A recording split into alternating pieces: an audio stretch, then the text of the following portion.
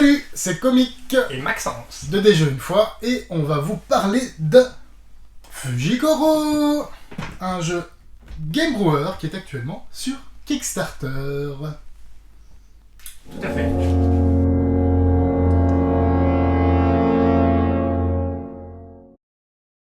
Nous sommes ici, sur les pentes du mont Fujikoro, en 1707, et malheureusement le volcan va prochainement entrer en éruption. C'est pourquoi le shogun envoie ses meilleurs samouraïs pour y descendre, rentrer dans le cratère, explorer les différentes cavernes qui s'y trouvent, excusez-moi, et atteindre les temples sacrés enfouis au fond de ce mont.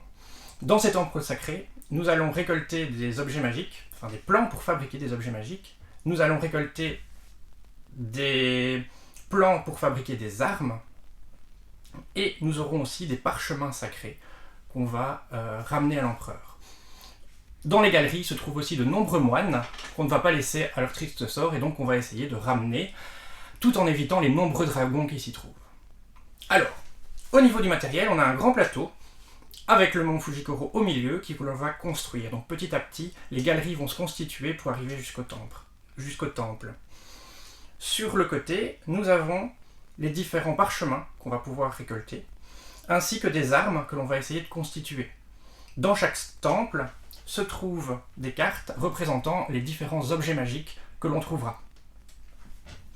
Point de vue individuel, chaque joueur a un plateau personnel sur lequel on va retrouver au centre 3 emplacements. C'est ce qui va nous permettre de constituer notre casque, nos armes et nos sandales. Nous avons aussi un sac à dos et différents emplacements pour marquer nos actions. Sur le côté, on va pouvoir placer nos parchemins ainsi que les plans pour fabriquer des objets magiques. Au niveau du reste du matériel, je ne vais pas tout vous détailler, mais nous avons les différents dragons qui arriveront bien assez vite. Nous avons de la lave pour la fin de partie quand le volcan entrera en éruption. Et nous avons différentes ressources.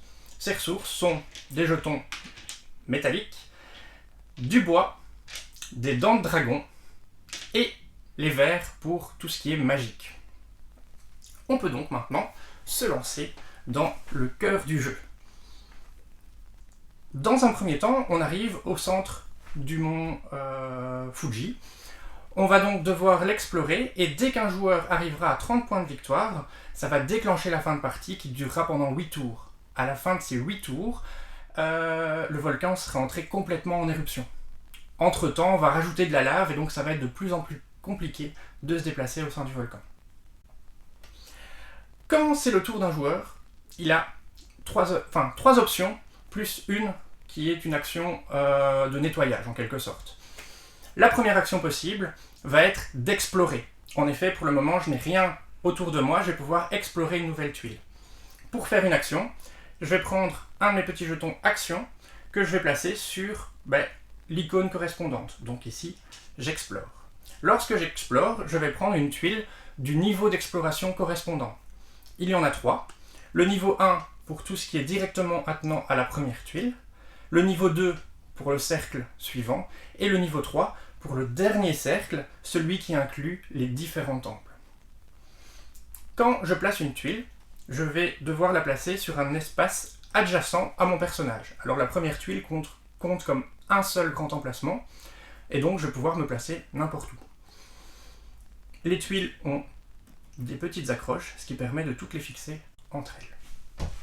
Sur la tuile que je viens de placer, figurent de nombreuses icônes. Alors au centre, je peux remarquer qu'il y a un grand dragon bleu. Ça y est, le premier dragon apparaît. Je vais donc piocher une tuile aléatoire représentant la force du dragon.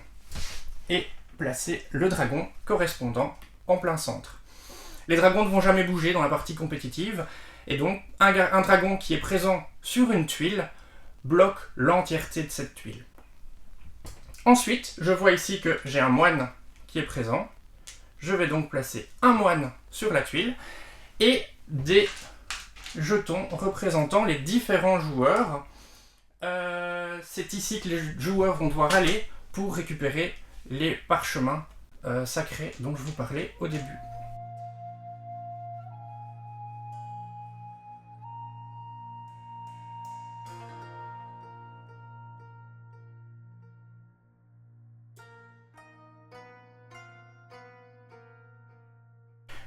Ça, c'est pour l'action explorer, et donc on va découvrir quelque chose. Rien ne nous oblige à nous y rendre. Mais justement, si on veut s'y rendre, qu'est-ce qu'on va devoir faire? On va devoir faire une action déplacement. C'est la deuxième possibilité. J'ai donc un de mes jetons ici que je vais placer pour me déplacer. Quand je me déplace, je vais devoir me déplacer de 1 à 3 cases. Alors je parle bien de cases et pas de tuiles. Comme je vous le disais, quand on place une tuile, on va placer l'entièreté d'une tuile à un emplacement, mais celle-ci est constituée à chaque fois de 7 cases. Un personnage va se déplacer de 3 cases maximum. Si il entre sur un endroit où se trouve un dragon, son déplacement s'arrête immédiatement et cela va déclencher un combat. Je reviendrai sur le déroulement des combats par la suite. S'il arrive à un endroit où se trouve un autre joueur, là aussi, le déplacement va s'arrêter, mais là provisoirement. Pourquoi? Le joueur qui vient d'arriver près d'un autre joueur va décider s'il attaque l'autre joueur ou pas. S'il l'attaque, évidemment un combat se déclenche. S'il ne l'attaque pas, il y a deux options. Soit l'autre joueur décide de bloquer le passage et attaque celui qui vient d'arriver, soit tout le monde est plutôt pour la paix, et dans ce cas-là, le joueur qui vient d'arriver là peut continuer son déplacement. Sur certains emplacements se trouve de la lave. Évidemment, la lave, on ne va pas marcher dedans, sauf si nous avons des sandales. Je viendrai plus tard sur la fabrication des sandales, mais c'est ce qui va nous permettre de protéger nos petits pieds. Ensuite, troisième action possible, quand on se trouve à un emplacement où il y a quelque chose d'intéressant à récupérer, on va pouvoir le récupérer. On a une action pour collecter, pour rassembler. Qu'est-ce qu'on va pouvoir collecter? Ici par exemple, si je me trouve sur un moine, je vais pouvoir récupérer le jeton du moine. Ces jetons sont évidemment à placer sur mon plateau individuel. On a différents emplacements possibles. Certains vont débloquer de nouveaux emplacements et donc de nouvelles possibilités. Alors pour les moines, je peux soit le placer dans ma réserve d'actions, ce qui me permettra, au lieu d'avoir 3 actions disponibles, d'en avoir une 4e. Deuxième possibilité, je vais pouvoir agrandir mon sac à dos. 5 emplacements supplémentaires, je peux vous dire que c'est vraiment pas du luxe.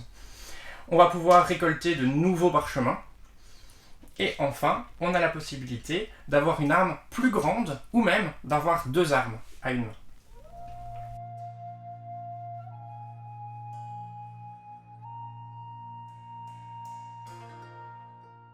Si je ne désire pas profiter de ces bonus, mais que je prends quand même un moine, ou si je ne peux pas profiter de ces bonus, je peux tout simplement mettre le moine dans mon sac à dos. Alors il est bien précisé dans les règles, les moines ne sont pas grands, mais il faut quand même leur laisser la tête qui dépasse pour qu'ils puissent respirer convenablement. Alors, c'était donc une des choses que l'on peut récolter. La deuxième chose qu'on va récolter, qu'on va même essayer de récolter assez couramment, ce sont des ressources. Les ressources, on va les trouver déjà sur la tuile de départ. Dans ce cas-là, si je fais l'action collecter, on peut voir ici que je collecte un bois et un métal. Ces ressources, je vais les placer sur les différents emplacements de mon sac à dos.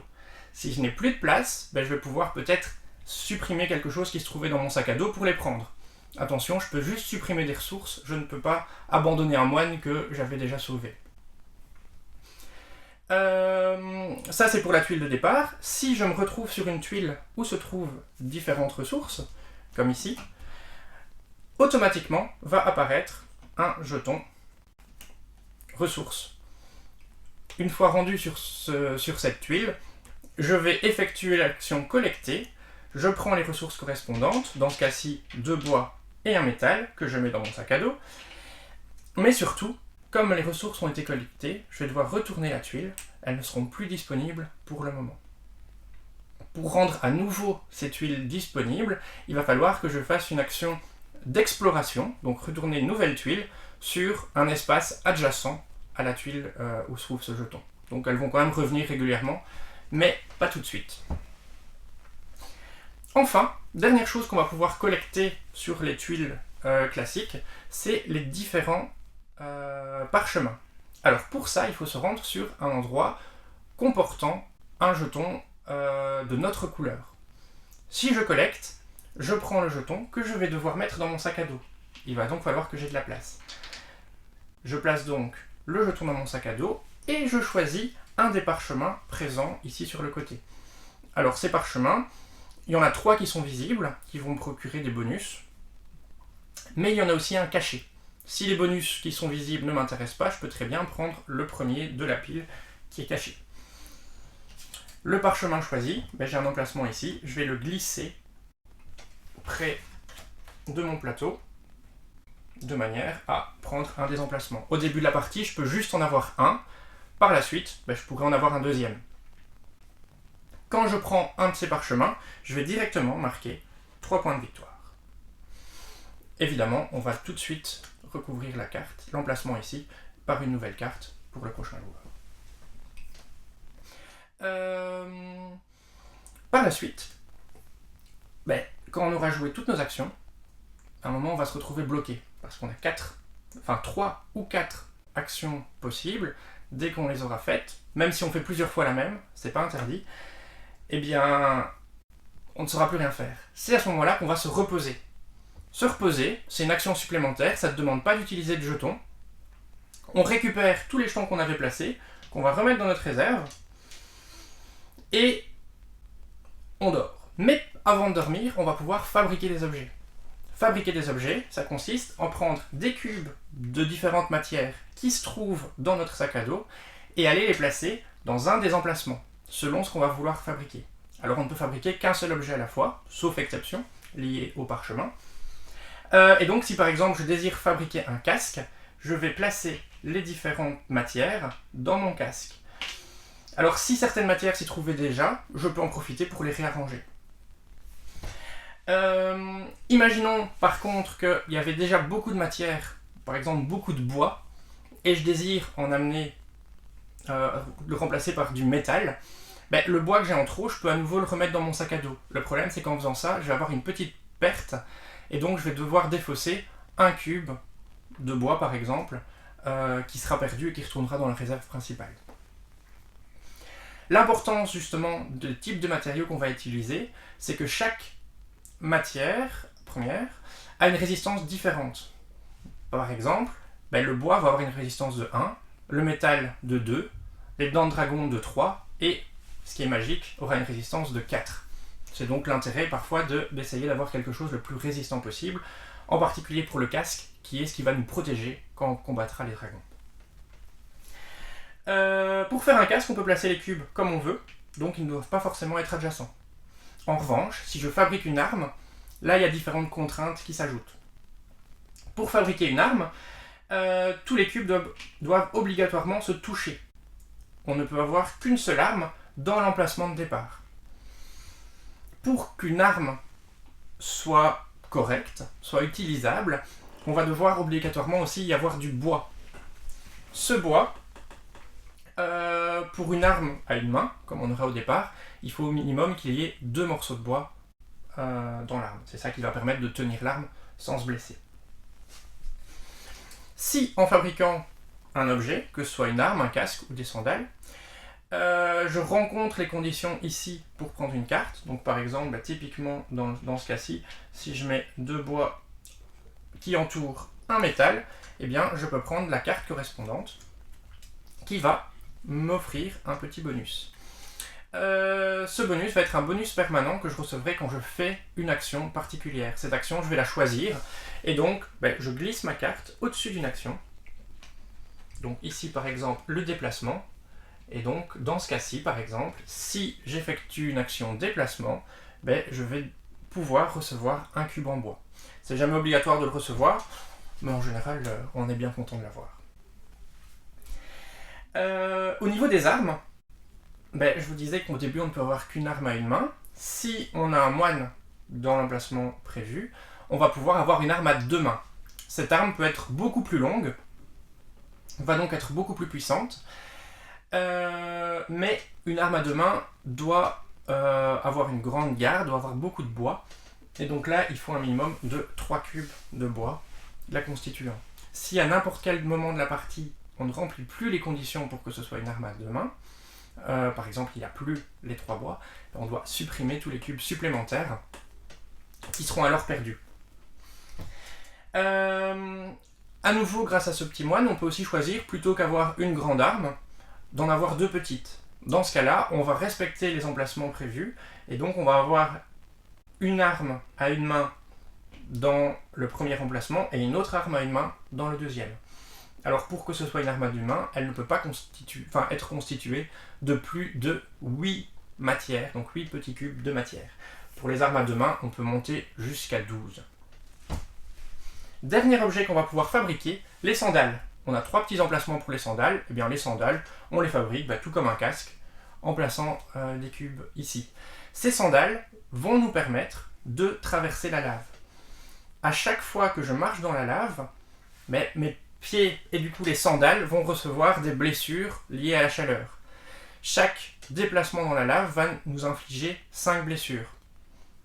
Pour éviter ça, on met les sandales et donc les sandales doivent pouvoir encaisser un choc d'un total de 5. Donc par exemple, 2 métaux qui valent 2 et un bois qui vaut 1. Dans ce cas-là, les cubes sont défaussés vu qu'ils sont abîmés. Voilà pour les différentes armes et équipements que l'on va pouvoir constituer. Je reviens donc sur les actions. Quand c'est mon tour, je vais donc pouvoir faire une des actions que je viens de proposer, suivie d'une autre. On en fait donc 2 par tour. Je fais mes 2 actions en plaçant mes jetons. Ensuite, c'est le suivant. L'action de se reposer compte comme une action à part entière. Donc si c'est ma première action, je peux sans problème en commencer une autre par la suite. On va donc enchaîner les tours comme cela jusqu'à ce qu'un des joueurs arrive à 30 points de victoire, ce qui déclenchera la fin de partie. Alors, je vous ai parlé de combat. Les combats vont arriver beaucoup plus vite qu'on ne le pense, notamment contre les dragons. Comme je vous le disais, si j'atteins une case où se trouve un dragon, je vais devoir l'affronter. Là, je n'ai pas le choix.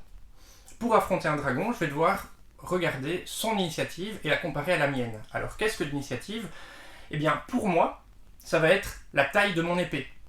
Donc, si j'ai une épée qui a une longueur de 5 cubes, j'ai une initiative de 5. Pour le dragon, je vais à chaque fois regarder sur la carte du dragon son initiative. Ici, il a 5 aussi.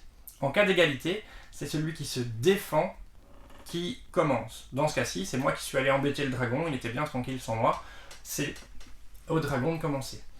Alors, chaque dragon est représenté ici sur le plateau, et donc va avoir une attaque différente en fonction de sa couleur. Je suis tombé sur un dragon bleu, il va lancer 3 dés d'attaque.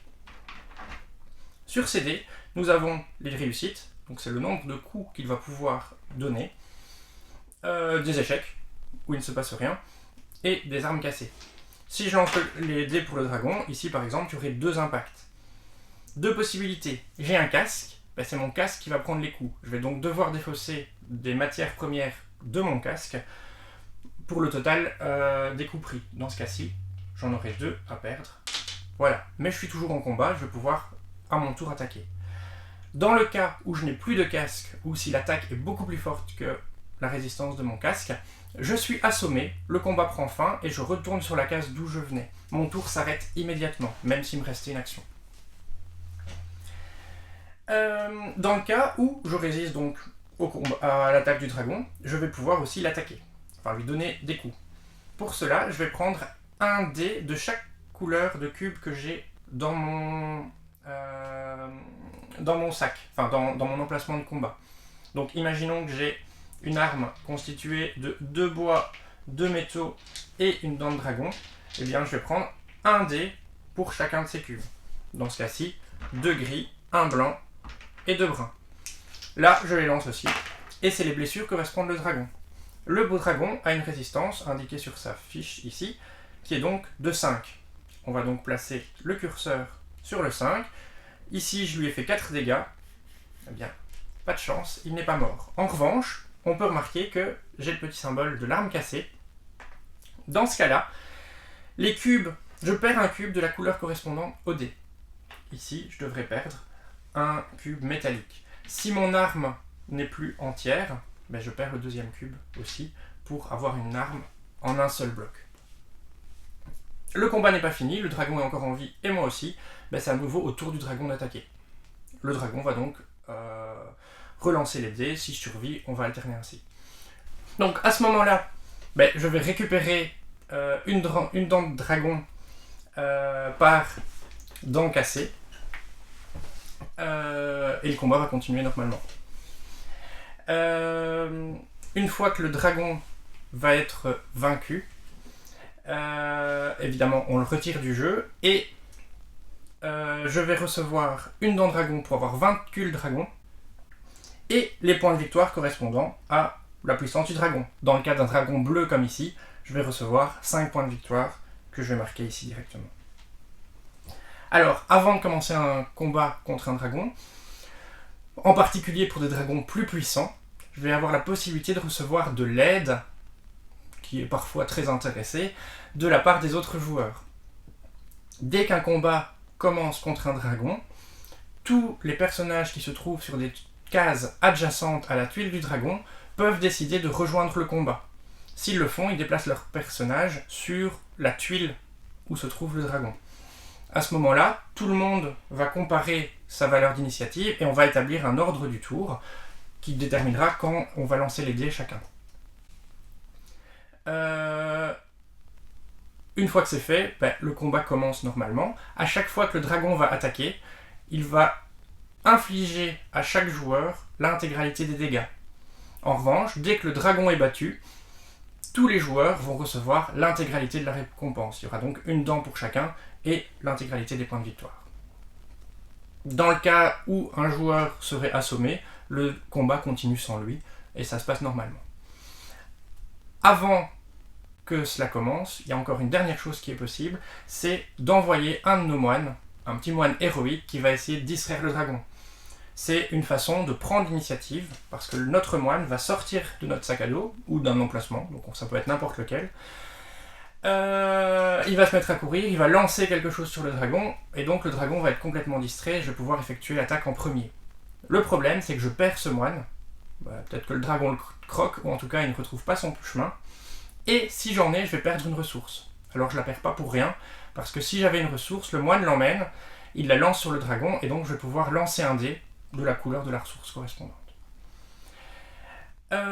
Voilà pour les combats contre les dragons. Maintenant, entre les différents samouraïs, si on décide de se battre, ça va se passer normalement. On définit l'ordre d'initiative. Le premier joueur commence, il lance ses dés, et tant qu'aucun des joueurs n'a été assommé ou décide de se retirer, ce qui est possible si on casse son arme, le combat va continuer. Quand un joueur gagne, il a la possibilité de récupérer un objet qui se trouve chez son adversaire. Un objet, ça peut être n'importe quel parchemin, des cubes ou un moine qui se trouverait dans le sac à dos uniquement. On a aussi la possibilité d'aller shipper les objets magiques des autres, et justement, j'en viens aux objets magiques. On en a dans différents emplacements ici, on a un de chaque type d'équipement par joueur.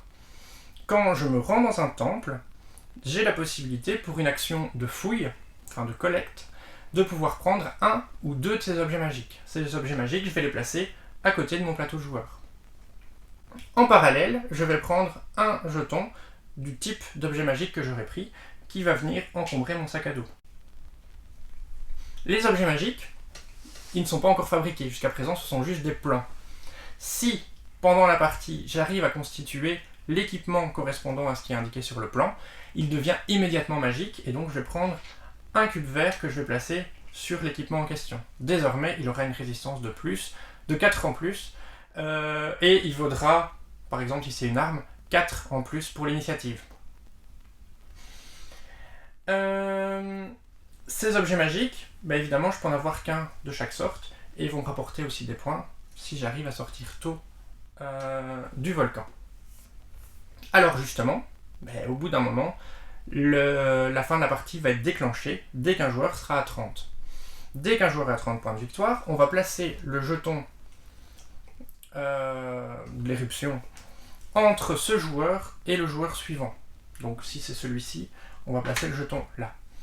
À chaque fois qu'un tour va être effectué entre les deux, on va avancer le jeton volcan ici d'un emplacement. Quand on arrive sur un emplacement rempli de lave, eh bien, le volcan entre en éruption et on va placer de la lave sur tous les emplacements du numéro correspondant. Dans ce cas-ci, le 1. Et donc petit à petit, la lave va envahir l'ensemble du volcan. Au deuxième tour, c'est la même chose avec le 2. À partir du troisième tour, on voit une petite corde qui apparaît. Et donc, on va faire entrer en jeu la corde qui se trouve ici. La corde, c'est évidemment ce qui va nous permettre de sortir du volcan. À ce moment-là, il nous restera encore 5 tours pour réussir à sortir du volcan. Alors on n'est pas obligé de sortir du volcan pour l'emporter, mais ça nous permet d'avoir pas mal de bonus supplémentaires. Pourquoi ? Quand un joueur, à la fin de son tour, se trouve à l'endroit où se trouve la corde, il sort du volcan et se rend dans le grand palais du shogun. Dans ce grand palais, je vais pouvoir placer directement un de mes tokens sur un emplacement dédié. Alors il y a différents emplacements. Un emplacement si j'ai pour chaque objet magique que je pourrais avoir. Donc pour pouvoir placer n'importe quel token, je dois avoir cet objet magique en fonctionnement. Nous avons des emplacements pour les moines et on recevra aussi des points en fin de partie pour les dents de dragon que l'on ramènera. Ici par exemple, voilà, j'ai une arme magique, je vais me placer sur l'arme magique. Je me place évidemment sur l'endroit valant le plus de points. Donc ici, je reçois 10 points de victoire instantanément que je vais marquer. Les autres vont continuer à jouer. Tant que la partie est en cours, à chaque fois que c'est mon tour, je vais pouvoir prendre un de mes tokens et le placer sur une piste. Du coup, sortir en premier peut vraiment nous rapporter énormément de points. Il est aussi possible de trouver une sortie secrète qui se trouve sur une des tuiles. Et dans ce cas-là, on va arriver sur le petit palais. Là, c'est la même chose, si ce n'est qu'il y a beaucoup moins d'emplacements et qu'ils valent beaucoup moins de points. Du coup, si je suis le premier à sortir là, je vais pouvoir me placer sur un des emplacements à 5 points. À chaque tour, je vais pouvoir me placer à nouveau, à condition de remplir les conditions de placement. À la fin de la partie, donc quand tout le monde sera sorti, je vais encore pouvoir placer tous les jetons qu'il me reste sur les emplacements dédiés les plus bas. Donc s'il me reste un jeton arme magique, je vais pouvoir le placer sur l'emplacement qui vaut 3 points. Les moines me vaudront chacun 1 point. Et pour chaque dent de dragon que j'ai en ma possession, qu'elle soit dans un de mes équipements ou pas, je vais recevoir 1 point. Dernière chose, il est aussi possible de sortir par la sortie secrète. La sortie secrète se trouve sur une des tuiles. Je ne vous dis pas laquelle, je ne vous dis pas le niveau. Si un joueur sort par là, il arrive dans le petit palais. Dans ce petit palais, c'est la même chose. Dès que j'y arrive, je vais pouvoir placer un de mes jetons sur un des emplacements. Mais là, il n'y a que 4 emplacements pour un total maximum de 20 points. Si je suis au petit palais, à la fin de la partie, je ne peux pas placer mes jetons restants. Donc il faut bien calculer son coût pour sortir par là. C'est vraiment important de sortir vite, parce que dès que quelqu'un est sorti, les points vont être engrangés facilement. Et donc pour rester dans le volcan, il faut avoir quelques dragons à vaincre pour ramener des points. Évidemment, quand tout le monde est sorti, celui qui a le plus de points de victoire l'emporte.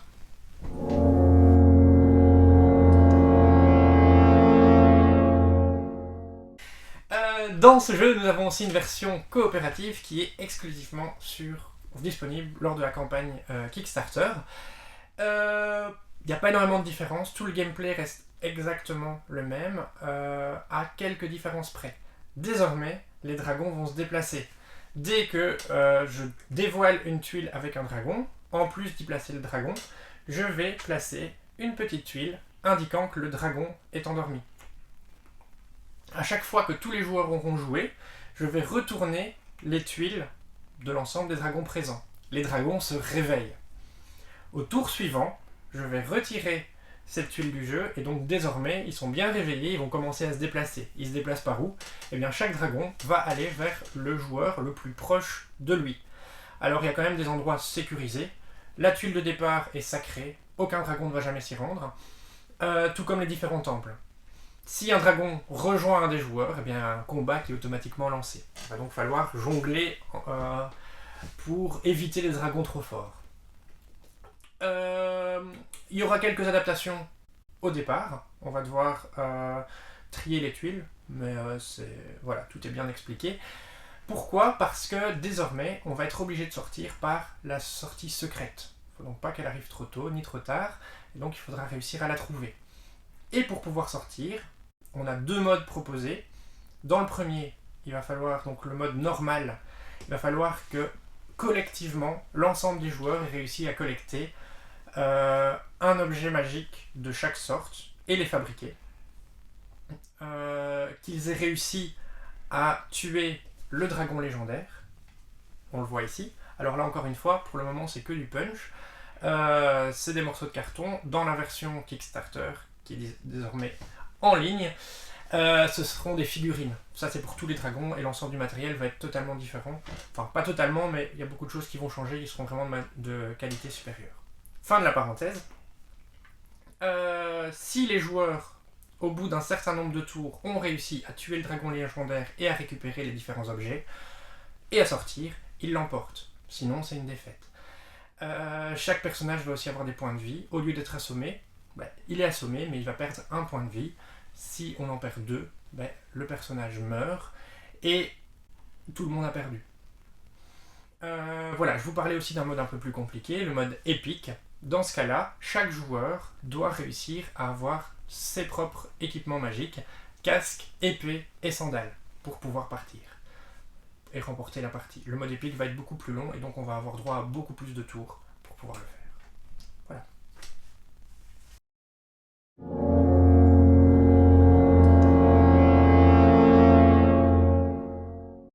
Fujikoro est un jeu proposé par Game Brewer actuellement sur Kickstarter. Si vous ne le connaissez pas, Game Brewer c'est un éditeur belge qui vient de Turnhout et qui existe depuis à peu près, je dirais, 3 ans.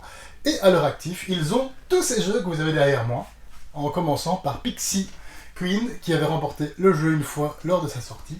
Projet Kickstarter, on va parler récemment, on vous en a parlé pas mal, mais Gentes et Gungong, également Chimera Station, Festo, Castellum Maastricht et Architectura.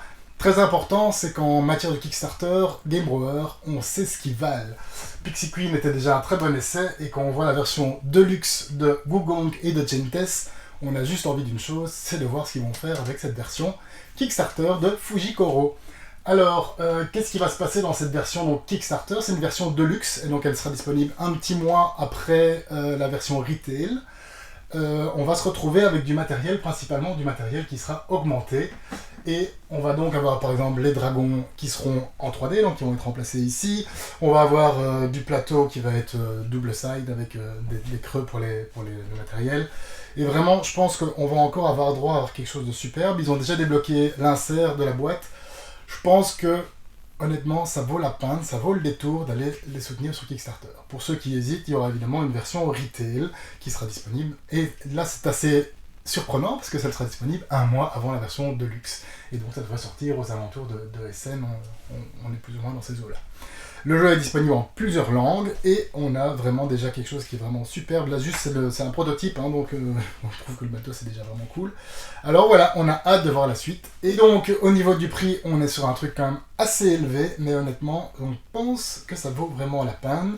On vous invite à aller consulter la campagne qui est actuellement disponible sur Kickstarter. Si vous voyez cette vidéo après, dommage pour vous, ça a été financé et c'est sans vous.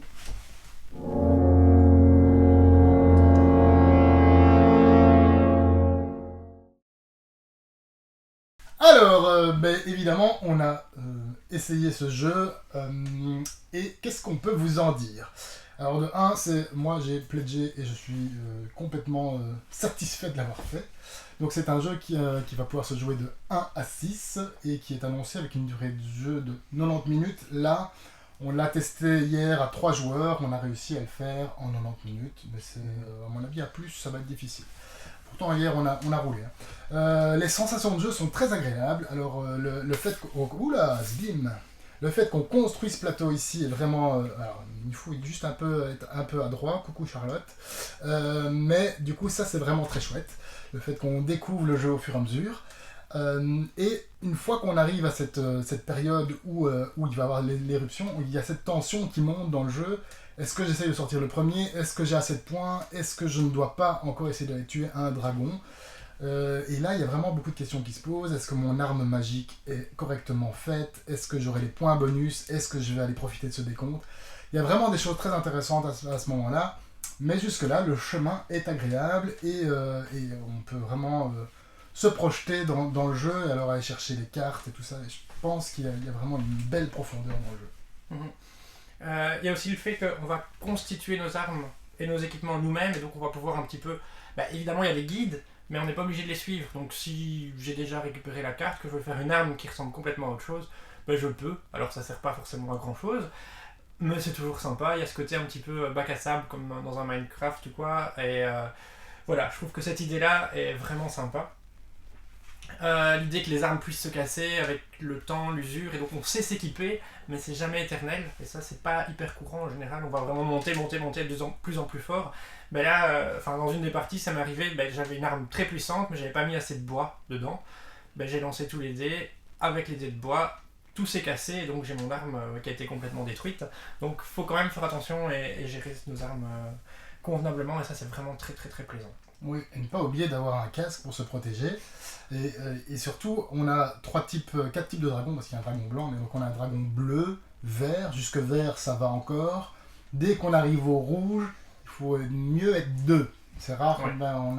Ça n'a pas été très concluant d'attaquer un dragon rouge seul. On n'a pas essayé d'attaquer le dragon blanc, on n'a pas assez de parties à notre compteur actuellement, mais j'avoue que j'ai bien envie d'y retourner. Oui, mais là il faut s'y mettre à plusieurs pour le dragon blanc. Le dragon blanc, ça... Et donc, effectivement, le système d'armes est très très original. Moi, je trouve que l'arme magique, pas magique aussi, le truc, aller chercher dans les temples, il y a vraiment un bon jeu, vraiment un très bon jeu. Oui. Et l'attention justement de sortir et de l'équilibre, se dire est-ce que je sors déjà pour marquer des points, est-ce que je reste plus longtemps, voilà. Si on est suffisamment fort qu'il y a des dragons rouges, ça vaut quand même aussi 10 points à chaque fois qu'on en bat un, mais il faut réussir à les battre, et encore une fois, comme on s'affaiblit à chaque combat, faut bien doser ça. Et donc il y a cette tension de la fin où on ne sait plus trop où mettre les pieds parce qu'il y a de la lave un petit peu partout.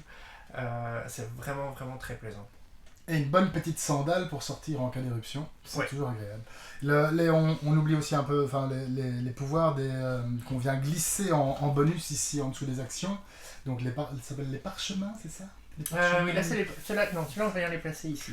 On vient les placer sur le côté. Oui, c'est ça. Et donc les armes, les équipements qu'on vient placer qui activent des bonus, ça c'est vraiment aussi...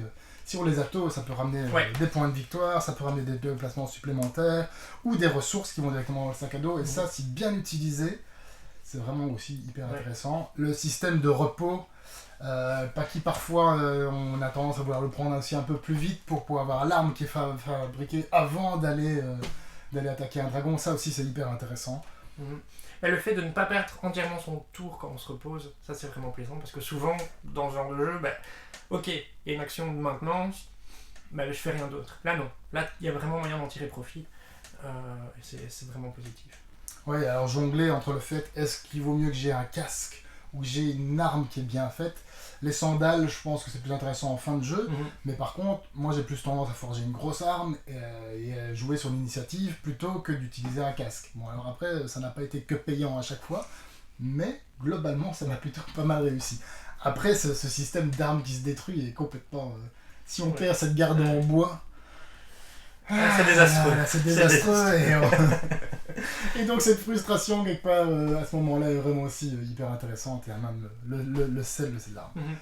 Il y a quand même un intérêt à avoir les sandaltos, c'est que dans les bonus, si on arrive à avoir un bonus, on a à chaque fois un déplacement en supplémentaire d'une case, mais par exemple, couplé à l'action de découvrir, d'explorer, à chaque fois que j'explore, je peux me déplacer, et donc je vais pouvoir directement me mettre sur la tuile que je viens d'explorer. Ça permet de faire des combos vraiment vraiment très intéressantes. Voilà. En tout cas, globalement, on est vraiment très satisfait. On est très content d'avoir pu le tester là pendant la campagne et pouvoir vous en parler. Et on souhaite beaucoup de succès à Game Brewer avec ce jeu, et on leur fait confiance pour nous faire un truc. Et le succès, il est déjà présent, donc on ne doute pas que la campagne va atteindre à nouveau des beaux sommets. Des beaux sommets, et donc rejoignez l'aventure si le jeu vous tente, parce qu'honnêtement... il y a encore pas mal de chouettes stretch goals à débloquer, et pour ceux qui voient cette vidéo après la campagne, il n'y a plus qu'à chercher sur les sites de seconde main à prix exorbitant. Évidemment, on vous en parlera à la sortie, on fera un article complet sur le jeu à ce moment-là. En attendant, voilà, jouez bien, amusez-vous bien, et le mot de la fin ? Très bonne question. Et ben voilà. Allez voir la campagne. Ouais, toutes les informations sur la campagne sur Kickstarter, cherchez Fujikoro ou via internet sur la page de Game Brewer, leur site internet ou leur page Facebook. On vous met tous les liens, on vous met les liens vers leurs autres jeux également dans les description de cette vidéo. Et on vous dit à bientôt.